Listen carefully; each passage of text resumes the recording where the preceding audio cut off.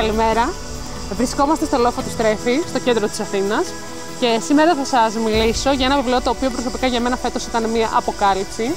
Και μιλάω προφανώς για το βιβλίο του Γιώργου Αγγελίδη, «Οι ζωές στο αντίθετο ρεύμα», εκδόσεις Μπέλ. Αυτό το οποίο μου άρεσε πάρα πολύ σε αυτό το βιβλίο είναι ότι ενώ αυτό το είδος δεν το διαβάζω καθόλου, αυτή τη φορά κάτι με κέρδισε. Λέξεις κλειδιά για τη συγκεκριμένη υπόθεση είναι καταδίωξη, γυναίκες και φιλία. Στο επίκεντρο έχουμε τρεις γυναίκες: την Κυριακή, τη Ζωή και την Ασημίνα. Η Κυριακή καλείται να προστατεύσει την 4χρονη κόρη της όταν ο καταζητούμενος σύντροφός της συλλαμβάνεται και σκοτώνεται από τις αρχές της αστυνομίας. Παράλληλα, η Ζωή, μια διάσημη δημοσιογράφος, ανακαλύπτει ότι όλη της η ζωή και όλος της ο γάμος ήταν ένα ψέμα. Και έχουμε στο τέλος την Ασημίνα, όπου καλείται να αποφύγει τον θάνατο για πολλοστή φορά.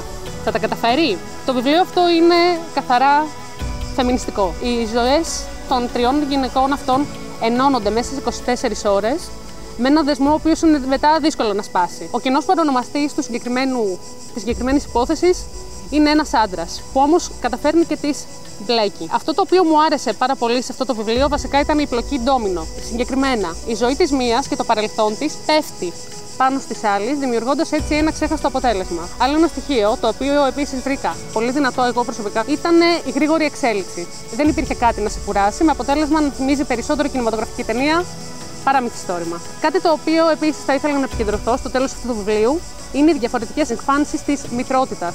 Συγκεκριμένα, βλέπουμε δύο γυναίκες οι οποίες θα κάνανε τα πάντα για τα παιδιά τους, και βλέπουμε και άλλη μία γυναίκα η οποία είναι τόσο αδιάφορη μητέρα, που καταφέρει να καταστρέφει ή και να κακοποιεί τα κλάσματα τα οποία έφερε στον κόσμο με πρόσχημα τη συγγένεια και την αγάπη. Και τελικά, θα ήθελα να σας θέσω ένα ερώτημα.